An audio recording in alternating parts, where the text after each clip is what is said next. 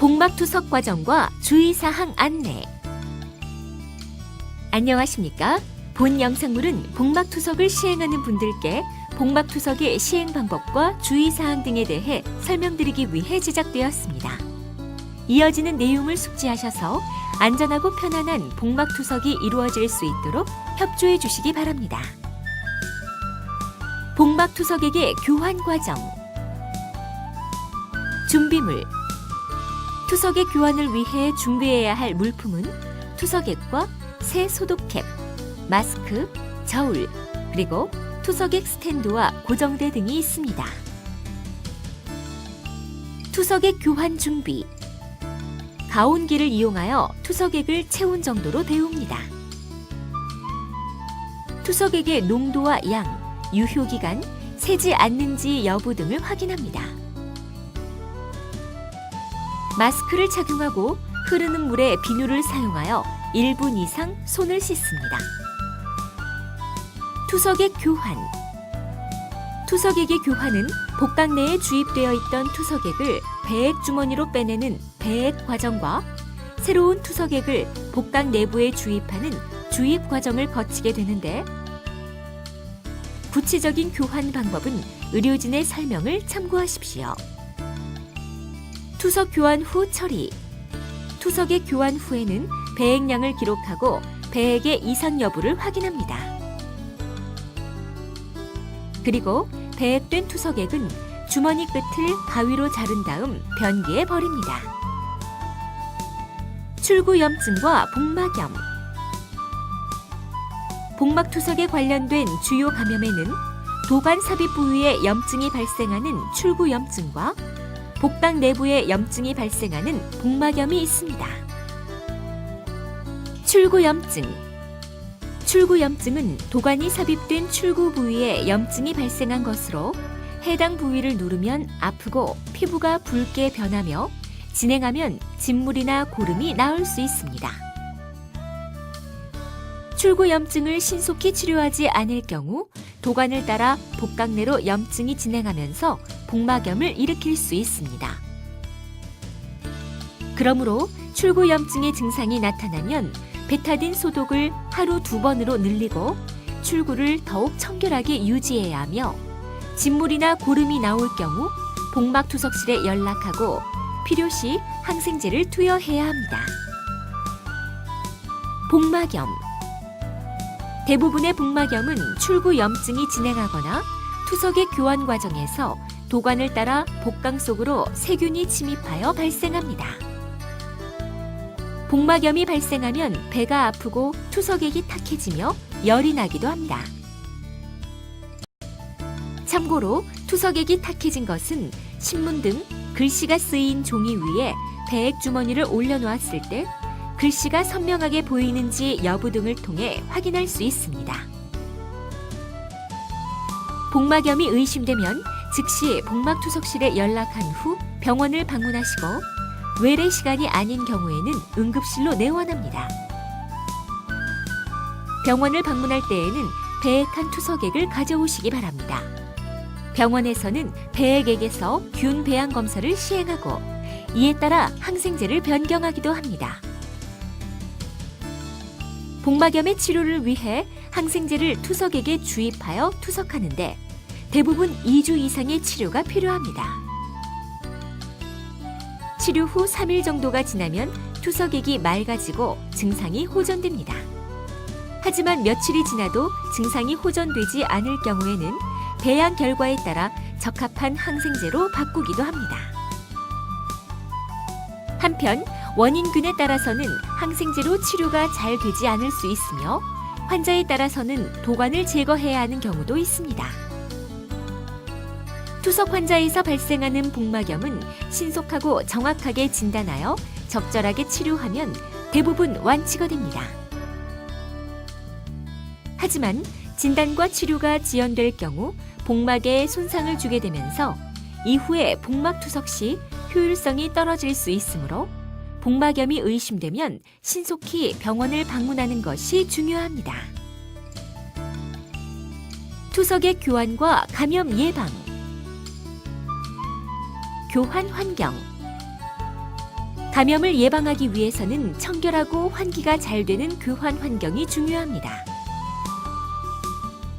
여러 사람이 이용하는 사무실이나 화장실, 담배 연기가 많은 휴게실 등에서는 투석액을 교환하지 않는 것이 좋습니다.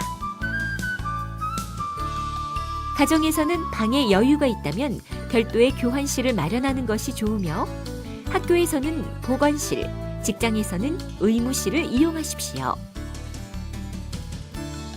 감염의 원인이 될 수 있으므로 집안에서 애완동물을 키우지 마시고 화초 또한 집안에 들여놓지 않는 것이 좋습니다. 투석액을 교환하는 방은 매일 청소해야 합니다. 물걸레로 먼지를 닦아내고 창틀과 벽면에는 묵은 먼지가 쌓이지 않도록 합니다. 청소 후에는 30분 이상을 기다려서 먼지가 가라앉은 다음 투석액을 교환하도록 합니다. 투석액을 교환하는 동안 먼지나 바람이 일어나지 않도록 교환 10분 전에는 창문을 닫고 부채나 선풍기, 에어컨, 공기청정기 등 바람을 일으키는 도구나 기기를 사용하지 않으며 커튼을 젖히거나 이불을 개는 행위, 옷을 벗고 입는 행위 등을 삼가도록 합니다. 교환 전 마스크 착용과 손 씻기. 코와 입에 상주하는 균들이 복강 안으로 들어가는 것을 예방하기 위해 마스크를 착용합니다. 투석의 교환에 앞서 흐르는 물과 비누로 1분 이상 꼼꼼히 손을 씻은 다음 깨끗한 마른 수건으로 손을 닦습니다. 이때 여러 사람이 함께 사용하는 수건이나 젖은 수건은 균이 다시 손으로 옮겨올 수 있으므로 사용하지 않도록 합니다. 투석의 교환이 끝날 때까지 깨끗한 손을 유지해야 하므로 머리나 발 등을 만지거나 가려운 데를 긁는 행위, 호주머니에 손을 넣는 행위 등을 삼갑니다. 교환 후 투석액 관찰. 투석의 교환이 끝나면 배에 뜬 투석액의 색깔과 무게를 확인하고 이상이 있을 경우 복막투석실에 연락합니다. 출구 관리와 감염 예방. 출구 염증을 예방하기 위해 다음 사항에 주의합니다. 염증 예방. 매일 한 번씩 출구를 관찰하고 소독을 해줘야 합니다. 출구는 항상 마른 상태로 유지하시고 땀이 많이 나거나 물에 젖은 경우에는 곧바로 거즈를 갈아줍니다. 속옷을 매일 갈아입고 청결 상태를 유지합니다. 복대를 자주 갈고 깨끗하게 유지합니다. 출구를 손으로 긁거나 도관이 당겨지지 않도록 주의합니다. 출구에 자극을 주지 않도록 엎드려 자거나 꼭 끼는 옷을 입지 마시고 허리띠가 출구 부위에 닿지 않도록 높이를 조절하거나 멜빵을 사용합니다. 소독 방법. 도관의 출구를 매일 한 번씩 소독하는데 베타딘 면봉을 사용, 원을 그리듯이 안에서 바깥쪽으로 1, 2회 닦고 도관의 위쪽과 아래쪽을 안에서 바깥쪽으로 한 번씩 닦아줍니다. 일회용 베타딘 면봉은 다시 사용하지 말고 버립니다. 베타딘은 건조되면서 소독 효과를 나타냅니다. 소독액을 바른 다음에는 자연 상태로 두거나 백열등 스탠드를 이용하여 충분히 말려야 하는데 입으로 불거나 드라이어를 사용하면 공기 중의 균에 오염될 수 있으므로 삼갑니다. 소독액이 마르면 멸균 거즈로 출구를 덮고 반창고를 붙입니다. 실수로 도관이 당겨졌을 때 출구가 손상되지 않도록 도관을 반창고로 고정합니다. 한편 감염의 원인이 될 수 있으므로 처방되지 않은 연고나 파우더 등은 바르지 않도록 합니다. 목욕. 목욕은 샤워만 하실 수 있으며 탕목욕은 출구에 염증을 일으킬 수 있으므로 해서는 안 됩니다. 대중목욕탕은 감염의 위험이 있으므로 절대 이용하시면 안 됩니다. 샤워 시에는 물이 들어가지 않도록 목욕용 테이프를 출구 부위에 붙이시고 샤워 후에는 즉시 출구를 소독합니다. 기록일지 작성. 복막투석을 하는 분들은 매일 기록일지를 작성해야 합니다. 매일 일정한 시간에 몸무게를 측정하여 기록합니다. 투석액을 교환할 때마다 투석액의 농도, 주입량, 배액량, 그리고 주입량과 배액량의 차이를 기록합니다. 주입과 배액에 문제가 있거나 배액액에 섬유소나 혈성 물질이 섞여 나오거나 혼탁함 등의 특별한 문제가 있는 경우에도 기록해야 합니다. 병원을 방문할 때에는 그간의 기록일지를 가지고 오십시오. 탈수나 수분 과잉 시 대처 방법. 투석액 속에는 삼투작용으로 수분을 제거하기 위해 포도당 등의 물질이 섞여 있습니다.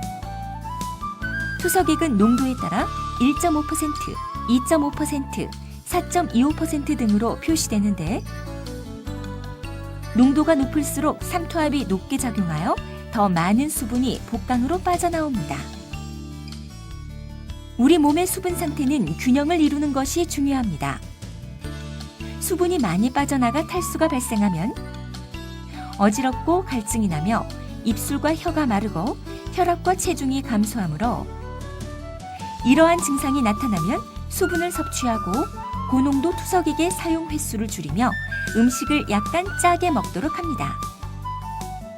이와는 반대로 수분 과잉이 발생하면 눈과 다리가 붓고 숨이 차며 체중과 혈압이 평소보다 올라가므로 이러한 증상이 나타나면 수분 섭취를 제한하고 고농도 투석액을 사용합니다. 병원에 연락해야 하는 경우 투석액의 주입이나 배액이 잘 되지 않는 경우 또는 배액량이 현저히 줄어든 경우 불구스름한 투석액이 배액되는 경우 이러한 증상은 심한 운동이나 활동을 많이 했을 때 여성의 경우 배란일이나 생리기간 중에 나타날 수 있지만 안전을 위해 의료진과 상의하십시오. 투석액에 실같이 하얀 물질이 떠다니는 경우 이러한 소견은 정상인 경우에도 나타날 수 있는데 필요한 경우에는 도관이 막히는 것을 예방하기 위해 헤파린이라는 항응고제를 투석액에 주입하기도 합니다.